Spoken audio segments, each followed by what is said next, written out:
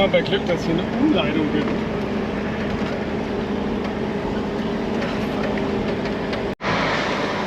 Machen wir erstmal die Flussquerung.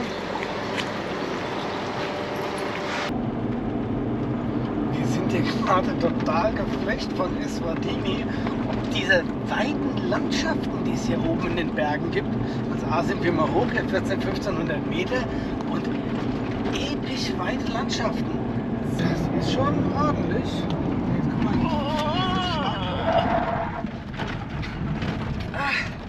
Oh, habt ihr gemerkt, wie er gebremst hat? Ein Stier die Maschine hier, super. Fast ein bisschen stolz, hat ein bisschen gequietscht schon. Ja, leider geht ja unsere Drohne jetzt nicht mal. Hier hätten wir nämlich echt noch schöne Aufnahmen machen können, um euch das auch zu zeigen. Das klappt ja leider nicht mehr, denn die Drohne ist uns letzte Woche um die Ohren geflogen. Hallo und herzlich willkommen, wir sind Yvonne und René. Diese Woche nehmen wir euch mit in das Königreich Eswatini, das bis 2018 noch Swasiland hieß. Eine unserer ersten Stationen ist die heißeste Attraktion des Landes, eine Glasmanufaktur. Kommt mit und begleitet uns. Viel Spaß! Achtung, jetzt passiert was total Wahnsinniges. Es geht auf eine richtige Autobahn. Also ich glaube ja auf Swasiland und Schweizerland, das muss so ein bisschen miteinander verwandt sein. Landschaftlich hier weit grüne Hügelebenen, gute Asphaltstraßen und jetzt noch eine richtige Autobahn. Die gute Asphaltstraße hast du eben in der Vollbremsung an deinem Pothole bewiesen. Ja, das war immer eins, aber dafür haben sie nachher schon wieder neu gedreht.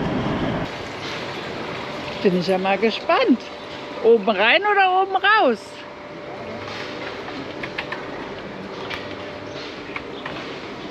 Ich habe gerade gedacht, da wäre ein Stofftier drin. Es bewegt sich aber.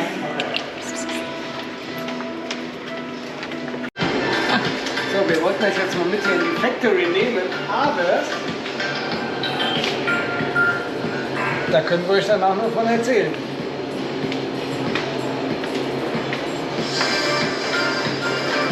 Ich habe gefragt, ich darf Pictures machen. Jetzt nehmen wir euch mal mit.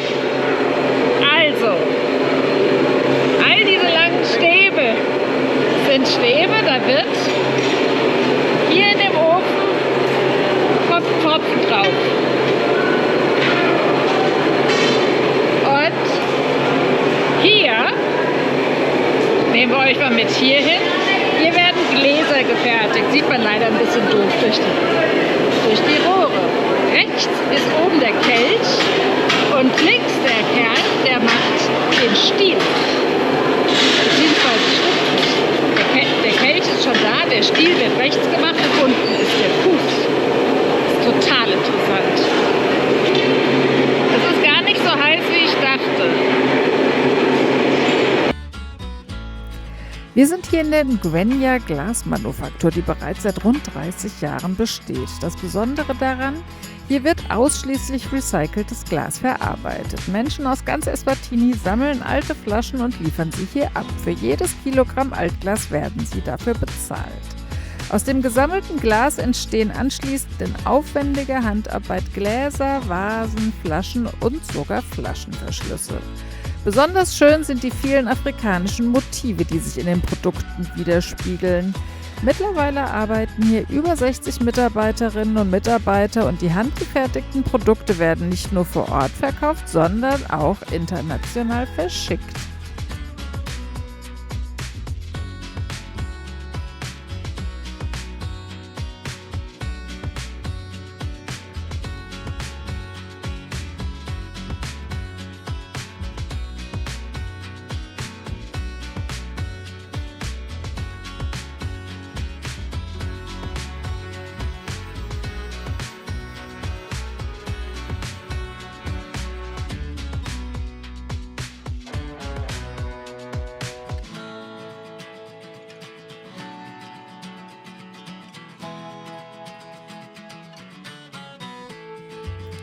Das Land ist ja nicht so groß und der Abstecher hierher ist eine wirklich nette und kurzweilige Abwechslung, bevor es für uns schon wieder weitergeht. Ich versuche euch jetzt noch mal hier kurz einzuführen in Eswatini Länderkunde. Das ist seit 1968 unabhängig. Seit 1972 hat der König Bobutsa III. Hier geherrscht und hat auch die Demokratie außer Kraft gesetzt. Der ist allerdings, jetzt muss ich kurz gucken, 1982 im Alter von 83 gestorben und hat seinen Sohn Mswati III. Eingesetzt. Der herrscht seitdem. Allerdings auch gar nicht so ganz unkritisch, weil er scheffelt Hunderte von Millionen, hat auch, weil hier herrscht Mehrfrauenrecht, hat seinen diversen Frauen Luxusgüter zugelegt und im Land herrscht absolute Armut. Die Leute gerade auf dem Land, obwohl sie Landwirtschaft betreiben können, sind oftmals auf Nahrungsmittelhilfe angewiesen. Und er herrscht hier in dem Tal, auf das wir jetzt bald zufahren. Wir kommen nämlich bald in seine engere Region des Königreiches. Herrscht er im absoluten Luxus. Wenn man sich jetzt hier so ein bisschen die Straße und die Häuser und die Bauten, wir fahren gerade an Mbabane vorbei, der Hauptstadt des Landes, anguckt, sieht das hier alles super modern aus, super gepflegt und man könnte denken, tschakka, endlich ein weiterentwickeltes, auch wirtschaftlich weiterentwickeltes Land. Ist es nicht. Es ist irgendwie auf der ärmsten Liste auf Platz 140 von 174 oder sowas, ne? 187. Im Hintergrund sieht man ein bisschen die Skyline von der Hauptstadt. Deswegen der erste Blick täuscht. Trotzdem ist es schön.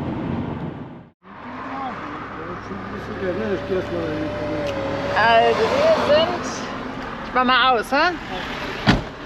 Wir sind in einer Polizeikontrolle geraten. Jetzt geht René mal raus, weil hier hat er es tatsächlich sogar ausgebaut, keine Ahnung, weil unser Bremslicht wohl nicht so richtig geht und jetzt kriegt er irgendwie wohl ein Ticket. Wie es ausschaut, ist tatsächlich unser Bremslicht defekt und wir haben keine vernünftig funktionierende Bremsleuchte, keine Ersatzleuchte. Jetzt ist René nochmal zurückgegangen zu den Polizisten, um das nochmal abzuklären. Ich habe nämlich gerade hier gesehen, in 13 Kilometern gibt es Ersatzteilbutzen, wo man so Sachen kaufen kann. Ist das okay? Das würde mir, glaube ich, Okay. Wir fahren weiter. Er musste zum Glück keine Strafe bezahlen. Also wieder ordentlich anschnallen und weiter geht's.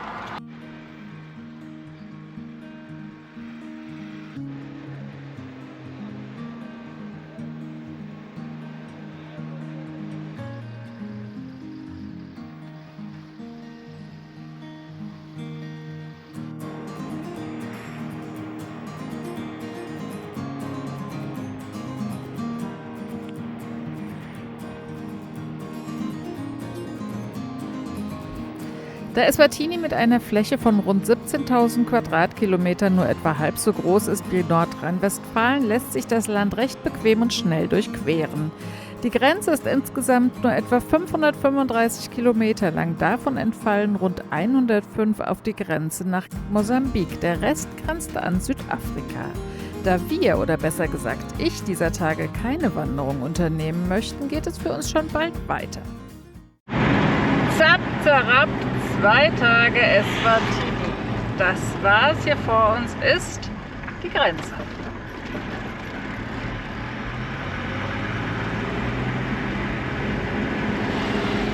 Wir haben uns entschieden, heute schon über die Grenze zu fahren. Es waren jetzt keine guten Übernachtungsplätze die ganze Zeit. Dann haben wir jetzt die letzten 30 Kilometer noch mal ein bisschen Gas gegeben. Immerhin kommen wir jetzt bei Helligkeit noch über die Grenze und direkt hinten dran ist ein Camp. Das wollen wir mal ansteuern. Hoffentlich ist das was.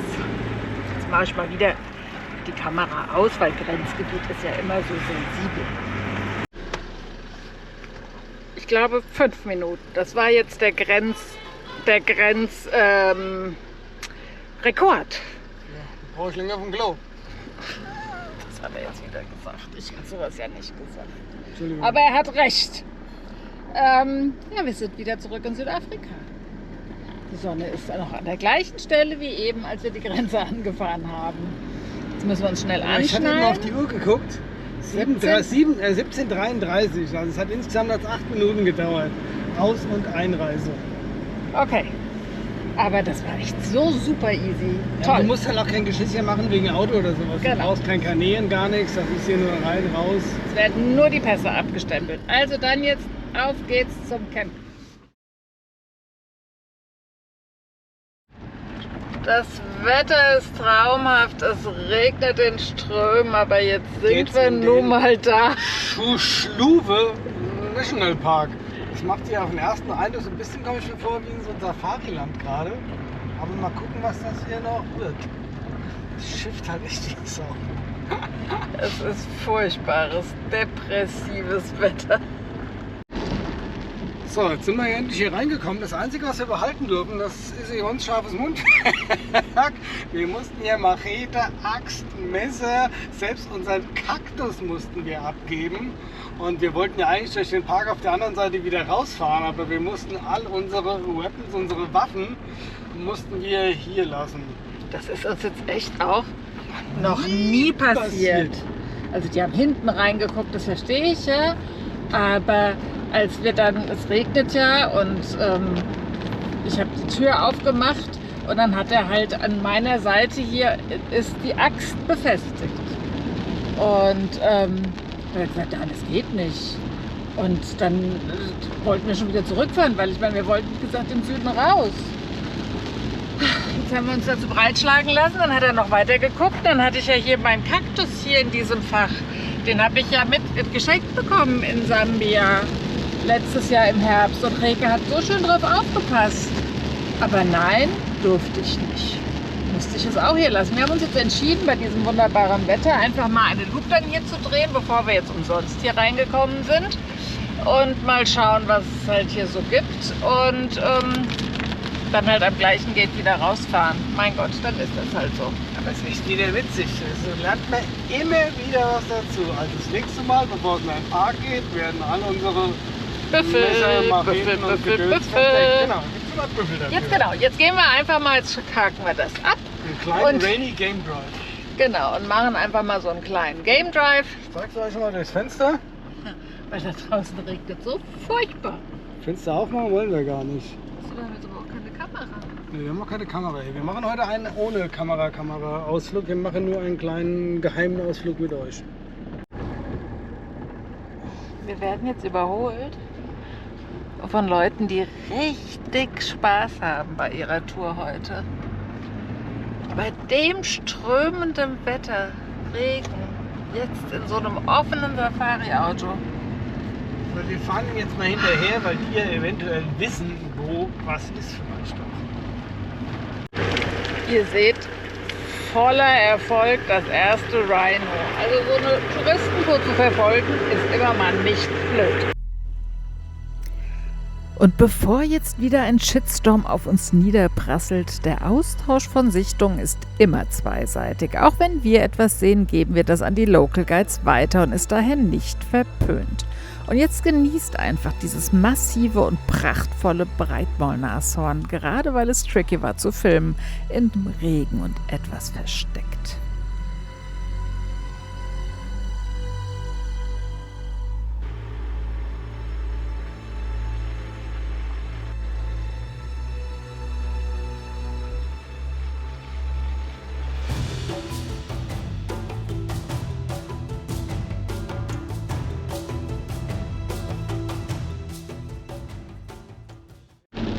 Frühstückspause ist vorbei, der Regen hat überhaupt nicht aufgehört, eher zugenommen.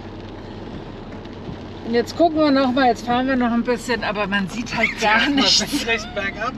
Man sieht einfach gar nichts und wahrscheinlich werden wir die Mission jetzt bald abbrechen. Es ist traurig. Es muss einer der schönsten Nationalparks Südafrikas sein. Vor allen Dingen hat er ganz viel Artenreichtum. Er hat Breit- und Spitzmaulnashörner, Löwen, Giraffen, Büffel, alles. Na, Büffel Ja, und, mein Keilriemen quietscht, ich weiß es. ja, schon längere Zeit. Büffel und ein Nashorn, ich glaube, es war ein Breitmaulnashorn, haben wir ja immerhin schon mal gesehen.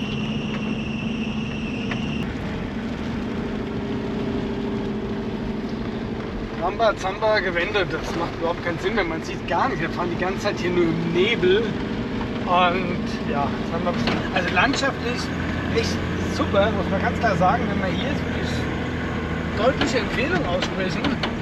Aber da wir eh wieder zum Gate zurück müssen, haben wir beschlossen, wir fahren jetzt zum Gate zurück und vielleicht fahren wir irgendwie morgen oder übermorgen nochmal von der anderen Seite in den Park rein und werden vorher unsere Waffen mal verstecken. Gegenverkehr. Oh, ist nicht was los jetzt plötzlich? Immerhin sieht man das jetzt mit Licht. Ja. Das war's erstmal für den nördlichen Teil des Schuschluwe. Es ist doch immer Verlass auf Asphaltstraßen. Regen, Asphalt ist gleich Löwe in einem Nationalpark.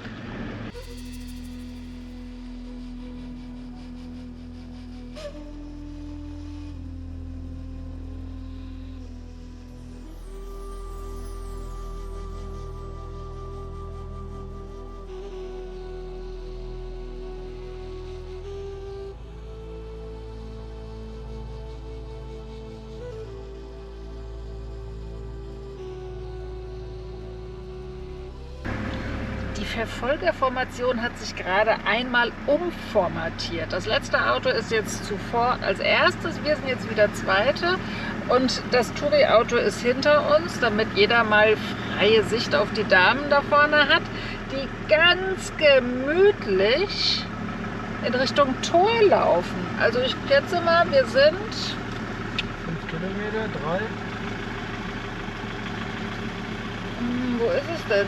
Das sieht man Also 3 nicht. Kilometer bis zum Gate. Maximal 3 Kilometer bis zum Gate. Und die Damen sind ganz klar auf Futtersuche. Wir haben jetzt Feierabend, wir gehen heim. Ach so. Wir haben den Auftrag heute erfüllt, haben ein paar Touristen erschreckt und jetzt sind wir heim. So, jetzt sind die Damen gerade mal nach scharf rechts abgebogen, genau hinter diesem Busch, der da jetzt kommt. Weil vor Feierabend haben sie beschlossen, erschrecken sie noch einmal Touristen. Ich Könnt jetzt mal das Fenster zumachen. Weil ich macht Schaubupp und ich springe hier raus. Es verschwindet einfach nur, ist weg. Da sind sie. Da. Also, viel Glück euch zweien. War schön, euch gesehen zu haben.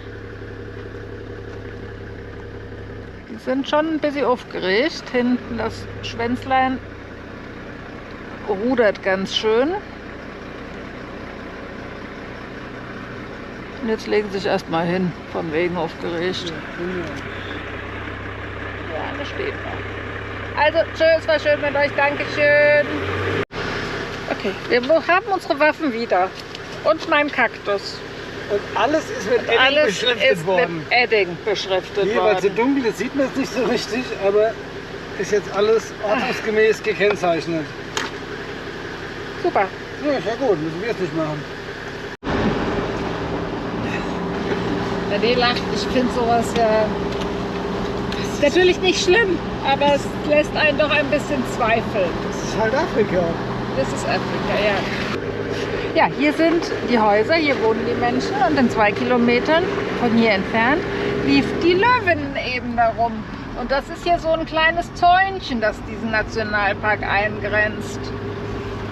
Aber Löwen können ja nicht hüpfen. Aber ich muss jetzt sagen, wie gesagt, wir haben Das jetzt war hier jetzt sehr geil. so einen kleinen Spiele-Spaß-Game-Drive hier gemacht und sehen ein Nashorn und 2 Löwen auf die Schnelle. Das ist schon geil. Ja, und man muss dazu sagen, der Schuschluwe, der wird ja ganz anders, wird ja anders geschrieben, der wird ja mit H geschrieben. Aber er wird Schuschluwe ausgesprochen. Schluschluwe, ja, Entschuldigung, Schluschluwe wird da ausgesprochen hier.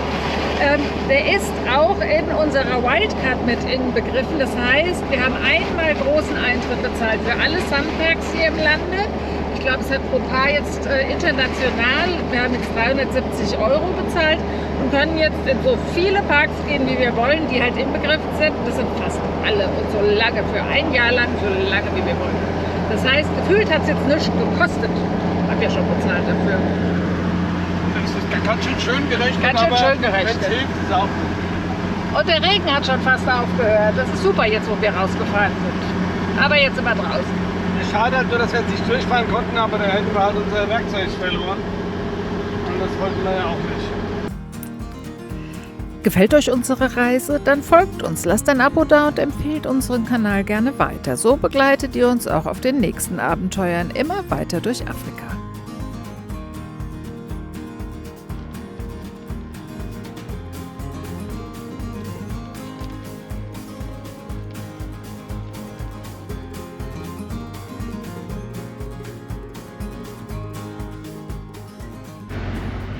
St. Lucia ist erreicht. Das gibt es ja einmal hier in Südafrika und einmal, ich glaube, bei den Bahamas. Es ist scheinbar eine reine Retortenstadt von lauter Hotels, Airbnbs und sonstigen Unterkünften. Aber hier laufen nachts die Hippos durch die Gassen. Wir versuchen jetzt erstmal irgendwie ans Meer zu kommen. Einen wunderschönen guten Morgen. Wir stehen hier in St. Lucia. Haben eigentlich einen guten Platz gehabt, aber es regnet halt die ganze Zeit. Es macht keinen Spaß. Ich wollte jetzt eben noch mal heimlich da hinten an der Hütte Wasser tanken. Und was sehe ich da? Wir haben einen Platten. Das ist der Reifen, den ich ja schon mal geflickt habe. Ja, pumpen, jetzt regnet es. Ich habe keine Lust gerade da drauf. Ich glaube, ich pumpe ihn jetzt einfach erstmal auf und gucke mal, was er macht. Und dann muss ich irgendwie warten, bis irgendwann mal eine trockene Periode kommt. Und wir wollten ja richtig Kilometer machen. Wir wollten heute runter nach Durban fahren, um da nochmal Freunde zu treffen. Aber ja, jetzt müssen wir mal gucken, wie es weitergeht. Jetzt erstmal aufpumpen ist der Plan.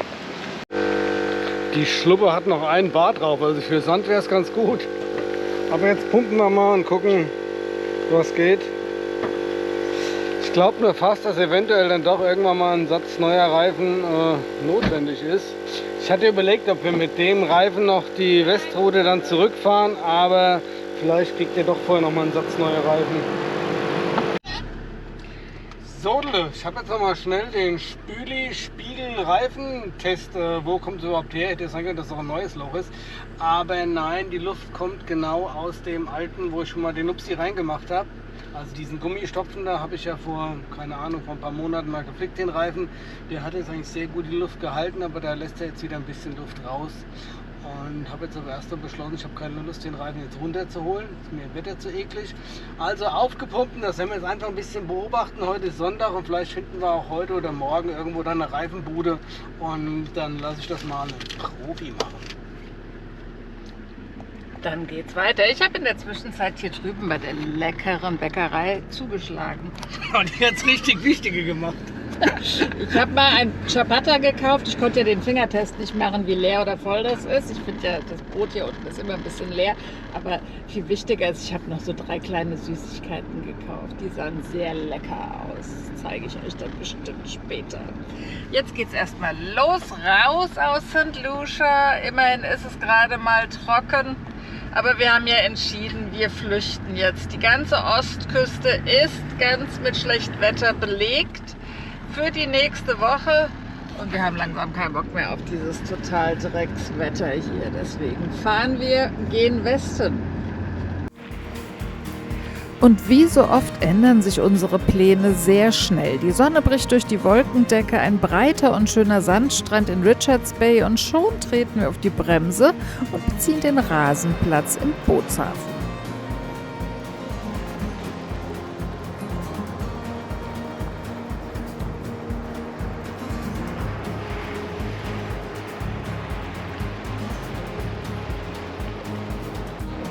Ich nehme euch mal kurz wieder mit in die kleinen Alltagssorgen. Hier drin ist gerade Yvonne's Smoothie explodiert. Sie flucht über ihre kleine Küche im Auto und dass das deswegen nur passiert.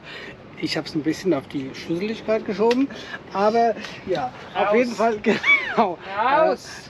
Das Gemecker über das kleine Auto. Ich in gleichem Atemzug bin ja gerade dabei, unseren Reifen wieder zu flicken und freue mich natürlich darüber, wie leichtfertig das hier bei so einem kleinen Auto ist, die Reifen darunter zu holen. Beim LKW hätte ich jetzt schon wieder viel mehr geflucht. Also es hat das eine hat was, das andere hat was. Ich glaube, das Motto ist wahrscheinlich große Küche, große Reifen, irgendwie so in der Art wird sein. Kleine Reifen. Ne, kleine Küche, kleine Reifen. So ist es ja hier. Hast du kleine Küche, deswegen haben wir kleine Reifen. Okay, weiter geht's. Jetzt müssen wir die Wurst hier durchfuddeln.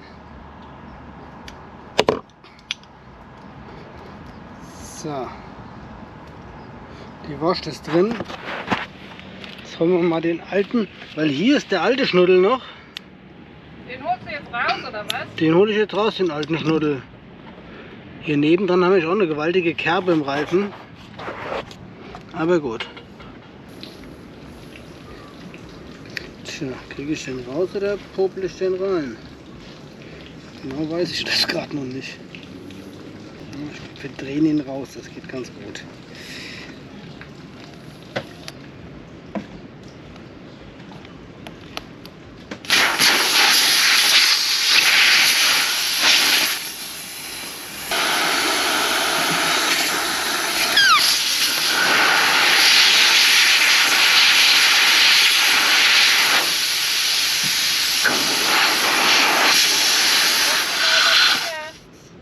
Wie bitte? Ob du meinen Finger brauchst. Nee. Der reißt aber an der Stelle so ein bisschen auf, der Reifen, habe ich das Gefühl. Tja, vielleicht ist es dann einfach nicht mehr. So, aber Stopp ist wieder drin. Er scheint schon wieder dicht. Ja, wir warten mal ab, aber ich könnte mir vorstellen, dass ich irgendwann doch mal drüber nachdenken werde, einen Satz neue Reifen anzuschaffen. 3 Stunden später, der Wind hat aufgefrischt. Und tatsächlich, hier ist relativ viel los, es ist ja Sonntag.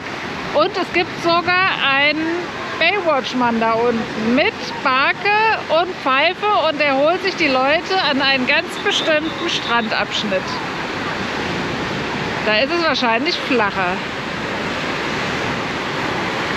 Aber so ganz schlecht geht es uns nicht. Der Wind hat aufgefrischt, aber wir sehen noch keinen Kiteschirm am Himmel. Zum Glück. Zum Glück, genau. Wenn ich das lese, würde ich eh nicht kiten gehen. Da würde ich mir in die Hose machen bei jedem Schatten, den ich mir mit meinem Kiteschirm selber machen würde. Und würde sofort auf die Schnauze fallen. Deswegen Afrika und ich, Südafrika und ich und kiten, das wird glaube ich nicht. In Langebahn hätte ich mich das vielleicht getraut, aber haben wir damals nicht gemacht.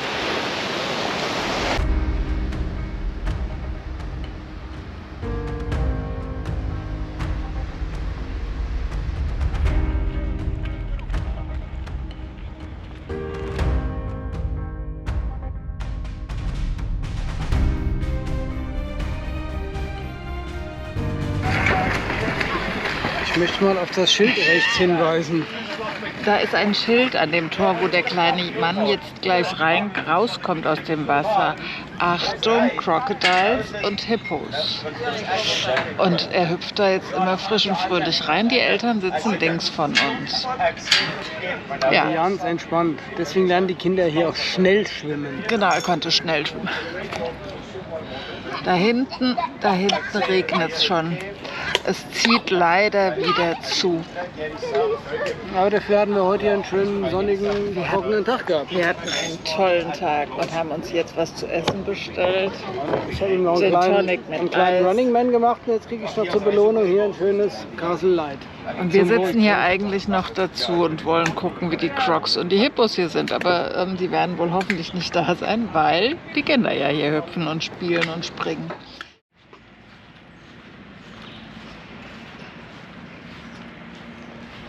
Oh du, meine Sonne, meine Sterne. Was ist jetzt los? Hast du bezahlt? Ja, warum? Gut. Na, sollen wir jetzt gehen? Nein, der Stuhl ist noch draußen. Ich wollte nur noch mal kurz unseren Platz zeigen, wo wir Ach so. Nacht gestanden haben. Und das Beste ist, es ist so schwül schon wieder im Auto, dass der Hammer im Bad ist der Spiegel beschlagen, einfach von sich aus. Es ist auch sauschwül, es ist einfach nur nass. Ich habe gerade frisch geduscht und ich klebe schon wieder. Achso, wir können mal kurz gemeinsam gucken, was eigentlich unser Reifen macht. Das gestrige Flickwerk. Ich würde sagen, sieht bis jetzt tipptopp aus. Mal gucken, wie lang es hält. Was diese Aussage mit uns macht, erfahrt ihr in einer der nächsten Folgen erst. Nächste Woche wartet schon die nächste große Herausforderung auf uns, der legendäre Sami-Pass. Ob und wie wir ihn meistern oder kurz vor Ende scheitern, seht ihr also am kommenden Sonntag. Danke, dass ihr dabei seid, und wenn ihr unsere Reise unterstützen möchtet, findet ihr den PayPal-Link unter der Videobeschreibung. Vielen Dank für jeden Support. Jetzt sagen wir nur noch Tschüss und Bye-bye, bleibt alle gesund. Wir sehen uns nächste Woche wieder. Bis dann.